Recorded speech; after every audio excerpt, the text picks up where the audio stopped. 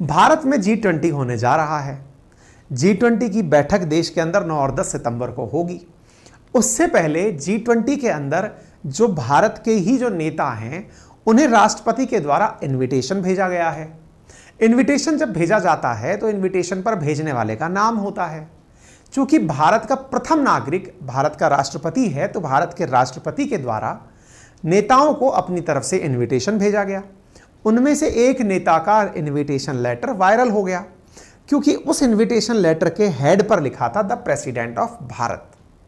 सारा की सारा मसला यहीं से शुरू हुआ। सितंबर 9 का इनविटेशन है ये। नेताजी को मिले इस इनविटेशन के बाद अखबारों की सुर्खियां बन गई। क्या? President of Bharat on G20 dinner invite triggers row. Congress ने कहा है कि इसके कारण union of states under assault हैं, यानी खतरे में आ गए हैं। मतलब केवल इंडिया की जगह भारत वर्ड यूज किए जाने से अपोजिशन ने जिस तरह से इस बात को पकड़ा है कि भाई इसको देखकर तो ये लग रहा है कि चूंकि गठबंधन का नाम इंडिया है इसलिए नाम इंडिया की जगह भारत यूज किया गया है। आगे बढ़ते हैं साहब। हमने अपने ट्विटर हैंडल पर जैसे ही ये घटना हुई थी उसके तुरंत बाद आपको अपडेट देने शुरू कर दिए थे। मेरे प्यारे साथियों, मेरी टीम के द्वारा आपको अवगत कराए रखने के लिए पूरे टाइम, क्योंकि दिन भर में बहुत सारी सुर्खियां खबरें चल रही होती हैं। यूट्यूब पर सेशन कुछ ही लिमिटेड चीज़ों के हो पाते हैं, डिटेल डिस्कशन हो पाता है। ऐसी स्थिति में आप लोग अपडेट रहने के लिए मेरे Twitter handle that is KA अंकित के नाम से है, अंकित कुमार अवस्थी वेरीफाइड के नाम से है, आप यहां पर जुड़ सकते हैं। जो भी घटनाएं देश में चल रही हैं, जो एकदम ज्वलंत मुद्दे हैं, उस पर हमारी टीम आपको लगातार अपडेट कर रही है। मैं भी आपको लगातार अपडेट कर रहा हूं। ऐसी स्थिति में यहां पर जैसे ही ये ट्वीट आया हमने आपकी राय जानने के लिए एक पोल भी कराया, एक मतलब आपकी राय भी जानी। माहौल न्यूज चैनल्स तक पहुंच गया। न्यूज चैनल्स में माहौल ये पहुंच गया कि संसद का जो ये विशेष सत्र बुलाया जा रहा है, कहीं इस विशेष सत्र में वन नेशन वन इलेक्शन के स्थान पर कहीं देश का नाम बदलने की तो बात नहीं हो जाएगी। कहीं ऐसा तो नहीं कि इंडिया शब्द हटा करके भारत शब्द रख लिया जाएगा देश का नाम। इसके बाद से देश भर के अंदर ट्विटर पर घमासान मचना शुरू हो गया। घमासान इस बात का कि यदि इंडिया के स्थान पर भारत शब्द को अपना लिया गया, क्योंकि भारत के संविधान में आर्टिकल नंबर 1 में यह बात शुरुआत पहली लाइन में मेंशन्ड है, इंडिया दैट इज भारत, यानी कि इंडिया जो कि भारत है। अब ऐसी स्थिति में यदि इंडिया को हटाकर केवल भारत लिख दिया गया तो कहीं ऐसा तो नहीं होगा कि आने वाले समय में जितने भी इंस्टीट्यूशंस इंडिया के नाम से हैं उनके नाम भी चेंज हो जाएं। ऐसी स्थिति में क्या Bharat space research organisation ISRO बन जाएगा? क्या IIM की जगह इंडियन इंस्टीट्यूट ऑफ मैनेजमेंट की जगह क्या BIM हो जाएगा? क्या IIT की जगह BIT हो जाएगा? और बिट्स वाले तो इस बात से खुश हो जाएंगे कि IIT अब बिट्स बन गए हैं। इसी प्रकार से भारत के अंदर ट्विटर ट्रेंड्स को अगर देखें तो भारत नंबर 1 पर ट्रेंड कर रहा था। आप में से बहुत सारे साथियों ने मुझे टीचर्स डे पर शुभकामनाएं प्रेषित की, वो नंबर 2 पर ट्रेंड कर रहा था। आप सबने जितनी भी शुभकामनाएं मुझे अब भी दी हैं, सुबह से जो दे रहे हैं, उसके लिए मैं हृदय की असीम गहराइयों से आपके लिए कृतार्थ हूं। बहुत बहुत धन्यवाद। इसके साथ साथ आप ट्विटर ट्रेंड्स में भारत, इसके साथ साथ भारत भाजपा की विजय यात्रा, धीरे धीरे बिसरो, भारत, बीजिंग और आर्टिकल 1, यानी कि समझदारी इस बात में भी है कि आपको यदि एक काम करना हो तो इसका तरीका क्या है, अर्थात यानी कि इसरो से इंडिया से अगर भारत तक जाना है तो करना क्या होगा, तो इसके लिए आर्टिकल 1 जानना जरूरी है, जो कि आज हम आपको बताएंगे। अपोजिशन की तरफ से जयराम रमेश जी का ट्वीट आया जिसमें उन्होंने केवल यही कहा कि union of state is under assault, यानी कि खतरे में है। कांग्रेस की तरफ से जो नेता हैं उन्होंने प्रधानमंत्री की इसे सनक कहा। कांग्रेस के अन्य प्रवक्ता ने इसे कहा कि आप हमसे नफरत कर सकते हैं। इसी प्रकार से तृणमूल कांग्रेस की तरफ से ममता जी ने, इसी प्रकार से केजरीवाल साहब ने आम आदमी पार्टी की तरफ से, सब जो विपक्ष के लोग हैं, जो INDIA के नेता हैं, उन सब के द्वारा इस विषय पर किसी ना किसी प्रकार से अपनी प्रतिक्रियाएं दे दी गई। और ये क्यों आई तो मैंने आपको बता दिया कि राष्ट्रपति के द्वारा इनविटेशन भेजा गया था और उस इनविटेशन में मंत्री के नाम से पहले जो ये प्रेसिडेंट ऑफ भारत लिखा था उसके बाद से सभी लोग एकदम तेजी से निकलकर आने लगे। इस बीच में शशि थरूर जी का ट्वीट भी काफी ज्यादा चर्चित रहा। उन्होंने कहा कि भाई इंडिया की जगह अगर भारत यूज कर लिया गया है तो इसका अर्थ संभवतया भारत और इंडिया को रिप्लेस करने का जिक्र नहीं होगा। हो सकता है कि कन्वेंशन में अब इंडिया की जगह भारत यूज किया जाए, लेकिन यह क्या वास्तविकता है कि इंडिया की जगह ही भारत यूज करने पर प्रतिक्रियाएं आई हैं? तो कुछ पुराने लेटर हेड भी बाहर आने लगे। उन पुराने लेटर हेड में प्रेसिडेंट ऑफ इंडिया को यहां पर प्रेसिडेंट रिपब्लिक ऑफ इंडिया के नाम पर पुराने लेटर हेड्स में देखा गया है। इसी कारण से प्रेसिडेंट ऑफ भारत के नाम पर रिएक्शन आए थे। ऐसा क्या कारण है कि INDIA के स्थान पर भारत का जिक्र हो रहा है? तो उसके पीछे के कारणों में है कि अपोजिशन पार्टीज हाल ही में अपने सबको यूनाइट करके INDIA नाम से गठबंधन बनाकर लोकसभा चुनाव 2024 की तैयारियां कर रही हैं। कांग्रेस ने केवल इतना कहा कि मोदी जी क्या क्या मिटाइएगा, इंडिया तो सब जगह लिखा हुआ है। भारत के संविधान में कितने संशोधन कीजिएगा, केवल इतना ही नहीं, भारत के पासपोर्ट पर भी क्या आप इंडिया हटा देंगे? क्या भारत के नोटों से भी आप इंडिया हटा देंगे? क्या आधार कार्ड से इंडिया हटा देंगे? क्या पैन कार्ड से इंडिया हटा देंगे? यानी कि केवल इंडिया के स्थान पर भारत यूज करने से इतनी जगह के उदाहरण ट्विटर पर ट्रेंड करने लगे। लेकिन ऐसी स्थिति में सरकार की तरफ से नेताओं ने क्या कहा? धर्मेंद्र प्रधान जी, जिनका असल मायने में यह इनविटेशन लेटर वायरल हुआ, उन्होंने अपनी तरफ से केवल इतनी सी लाइन लिखी, जन गण मन अधिनायक जया है, भारत भाग्य विधाता। और बस इतना लिख करके उन्होंने प्रेसिडेंट ऑफ भारत को हाईलाइट कर दिया। इसका मतलब विवाद की शुरुआत जहां से हुई थी वो कारण भी आपको पता चल ही गया होगा। पता चल गया होगा, इसका मतलब यह भी पता चल गया होगा कि ये कॉन्शियसली सबके बीच में चर्चा का कारण बने, शायद ये प्रयास भी रहा हो। तभी तो बीजेपी के अन्य नेताओं के द्वारा भी इस पर अपनी अपनी तरफ से राय रखी गई, जिनमें से पुष्कर सिंह धामी जी के द्वारा कहा गया कि गुलामी की मानसिकता पर एक और गहरी चोट। अच्छा, गुलामी से क्या लेना देना है इंडिया का? असल में जब आप इंडिया का कारण जानेंगे कि इसका नामकरण कैसे हुआ, तो आपको यह पता चलेगा कि इंडिया नाम असल में भारत पर हुए यूनान के, ग्रीस के आक्रमण से निकाला गया है। भारत के अंदर जो हिंदुस्तान शब्द है उसका तो फारसी यानी कि फारस की खाड़ी की तरफ से जो ईरानी आए थे उनसे संबंध है, और यूनान से आए हुए लोगों के कारण भारत का नाम इंडिया पड़ा है। यानी कि विदेशी दासता का प्रतीक है इंडिया शब्द। ऐसी स्थिति में बीजेपी के एक अन्य नेता के द्वारा इस विषय पर कहा गया कि प्रेसिडेंट ऑफ भारत लिखे जाने पर देश के देशवासियों को गौरव के क्षण की अनुभूति होती है। यह बात इन्होंने लिखी। कांग्रेस या बीजेपी ये सब बातें इससे पूर्व कहां से शुरू हुई उस तक भी पहुंच गई। 5 सितंबर को एक अन्य वीडियो वायरल हुआ जिसमें राष्ट्रीय स्वयंसेवक संघ RSS जिसके प्रमुख मोहन भागवत जी का एक बयान निकल कर आया, जिसमें उन्होंने अपने बयान में कहा था कि अब हमें इंडिया के स्थान पर भारत शब्द को जोर देकर अपनाना चाहिए। वो किसी पब्लिक मीटिंग में थे और उन्होंने इंडिया के स्थान पर भारत शब्द को प्राथमिकता दिए जाने का जिक्र किया था। ऐसा करने का ही तो कहीं प्रमाण ये नहीं है कि भारत के प्रेसिडेंट को प्रेसिडेंट ऑफ भारत लिखकर रिप्रेजेंट किया गया। इस विषय पर बीजेपी की एक नेता का भी बयान आया। कुल मिलाकर के बात यह है कि भारत में इंडिया वर्सेस भारत की बहस तेजी से आगे बढ़ रही है।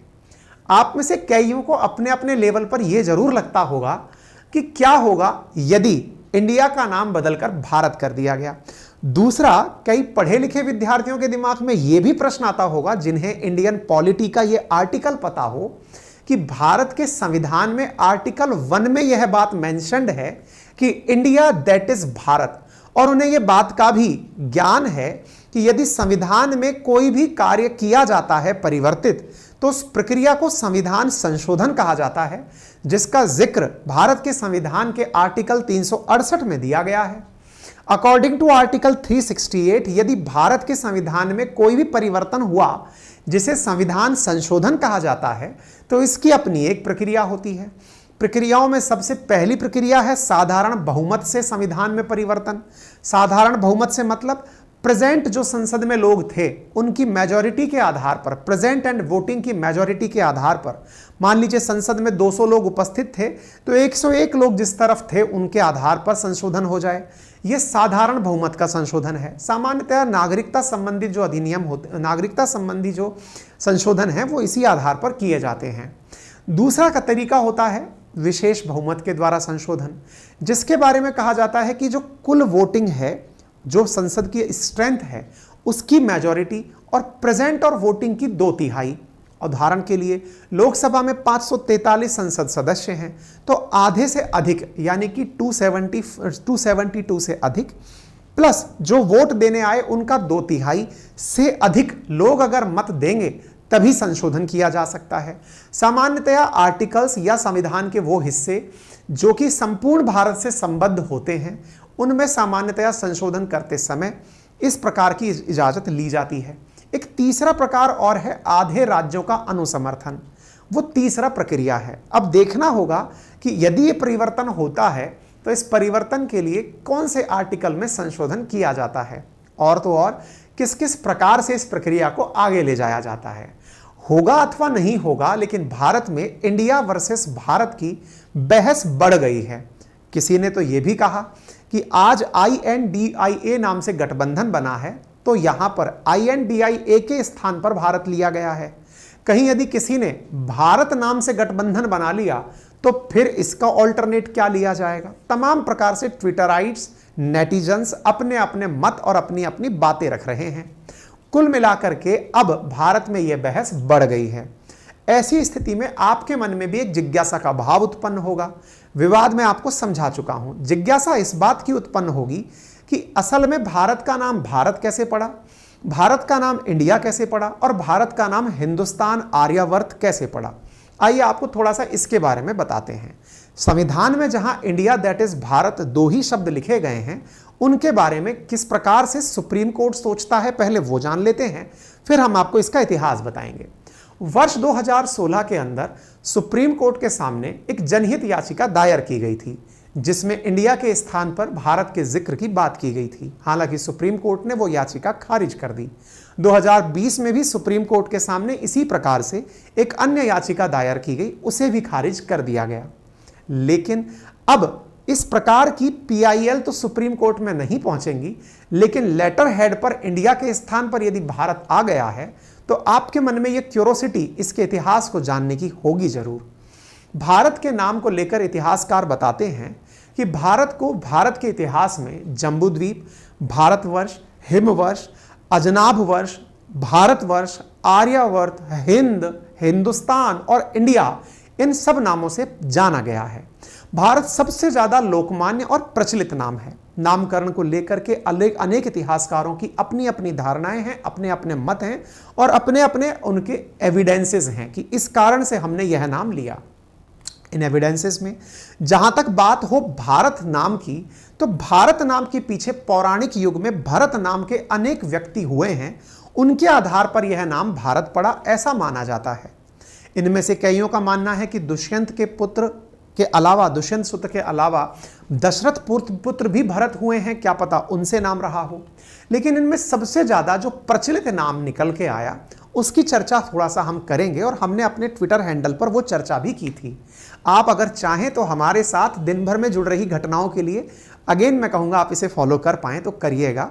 हमने एक प्रश्न आपके सामने साझा किया था जिसमें बताया था कि हमारे देश का नाम भारत क्यों पड़ा। उसके अंदर कई ऑप्शंस दिए गए थे और ऑप्शंस में सबसे प्रमुख ऑप्शन था दुष्यंत शकुंतला के भरत पुत्र के नाम पर। अब ये क्या कहानी है?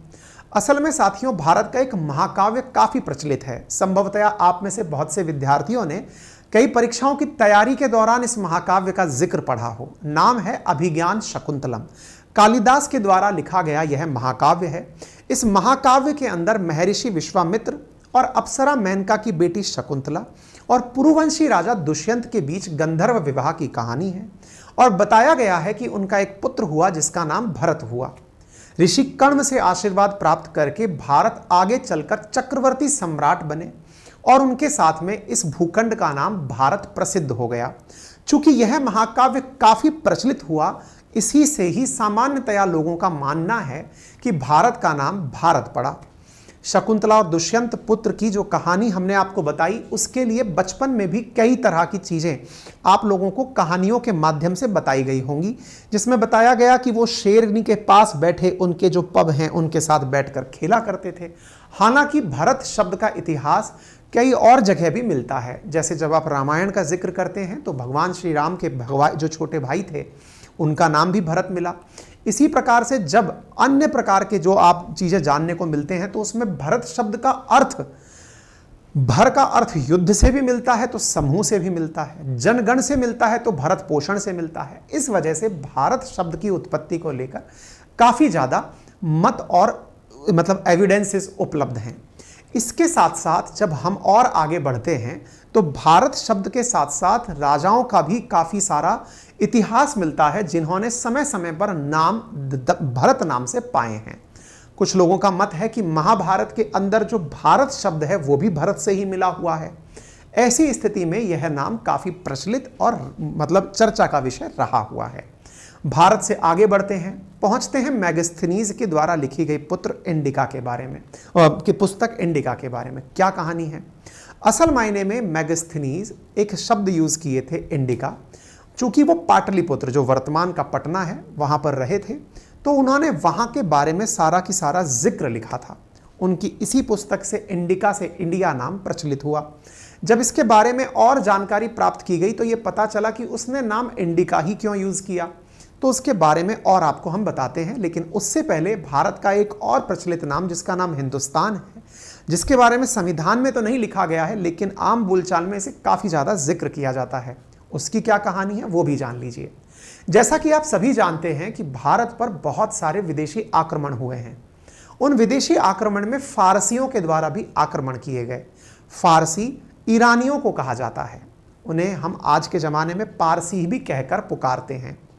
ईरान से आए हुए लोग जब भारत पहुंचते थे तो सिंधु नदी के किनारे ही, सिंधु नदी जो कि हिमालय से निकलकर इस क्षेत्र में बहते हुए जो आज वर्तमान का पाकिस्तान है, 5 नदियों के साथ मिलकर के बना हुआ पंजाब और पाकिस्तान से होते हुए बहकर अरब सागर में गिरती थी। इस क्षेत्र से चलकर आए हुए जो ईरानी थे, जब वो सिंधु नदी पहुंचते थे तो वो इस क्षेत्र में सिंधु नदी के आसपास ही अपने आप को या फिर भारतवासियों को पाते थे। चूंकि फारसी भाषा में से शब्द का उपयोग नहीं होता, से के स्थान पर है शब्द का उपयोग होता है, इसलिए से के किनारे बसे हुए लोगों को उन्होंने हिंदुस्तानी कहा, यानी कि सिंधु के किनारे सिंधुस्तानी। चूंकि फारस में से शब्द का इस्तेमाल है से होता है, इसलिए यह शब्द हिंदुस्तानी बना, ऐसा इतिहासकारों का मानना है। ठीक इसी प्रकार से हिंदुस्तान के बाद बात करते हैं इंडिया शब्द के बारे में। इंडिया शब्द के बारे में कहा जाता है कि भारत और हिंदुस्तान के अलावा जब भारत में ग्रीस यानी यूनानियों का आक्रमण हुआ तो यूनानी सिंधु नदी को इंडस नदी के नाम से पुकारा करते थे। यानी एक प्रकार से जो सिंधु नदी है वही हिंदुस्तान नाम दिलाने वाली नदी रही और वही इंडिया नाम दिलाने वाली नदी रही। इंडस के बारे में क्या है? इंडस यानी कि सिंधु नदी, यूनानियों के द्वारा इंडस नदी इसे पुकारा गया। इंडस इसी कारण से इंडिया, इंडस के किनारे बसा हुआ जन समूह कहलाया। यानी कि हमारे ऊपर जो विदेशी आक्रमण हुए उनमें से यूनानियों के आक्रमण से हमें इंडिया नाम मिला, फारसियों के आक्रमण से हमें हिंदुस्तान नाम मिला। लेकिन जो भारत नाम मिला है उसका इतिहास पूरी तरह भारत के भीतर ही मिलता है। इस वजह से भारत वर्सेस इंडिया की काफी ज्यादा चर्चा होती है। इंडिया नाम अंग्रेजों के द्वारा भी अपनाया गया था और वो भारत को इंडिया और भारतीयों को इंडियन कहकर पुकारा करते थे। इसी वजह से कई बार गुलामी की मानसिकता का प्रतीक इस शब्द को मान लिया गया। क्या आपको लगता है कि जब भारत का संविधान लिखा जा रहा था उस समय पर इस शब्द पर जिक्र नहीं हुआ होगा? क्या संविधान सभा में इस विषय पर जिक्र नहीं हुआ होगा? आपकी क्या राय है? आप हमें कमेंट बॉक्स में बता सकते हैं। लेकिन तथ्य यह है कि उस समय भी इस विषय पर जिक्र हुआ था। संविधान निर्माताओं के बीच भी इस बारे में बहस हुई थी और उसी का परिणाम निकला कि इन दोनों नामों को स्वीकार किया गया, यानी इंडिया दैट इज भारत। यदि आज संविधान से इंडिया शब्द हटाना होगा तो भारत में बहुत सारी चीजें परिवर्तित करनी होंगी। आज केवल प्रेसिडेंट के लेटर हेड पर प्रेसिडेंट ऑफ भारत लिखे जाने से ये सारी चीजों का जिक्र होना शुरू हो गया है। आपकी राय कमेंट बॉक्स में तो आप रख ही सकते हैं। अगेन मैं कहूँगा कि ट्विटर पर जाकर भी आप अपनी राय रखें, क्योंकि वहाँ से सरकारें उस विषय को जानने का थोड़ा सा समय निकालती हैं।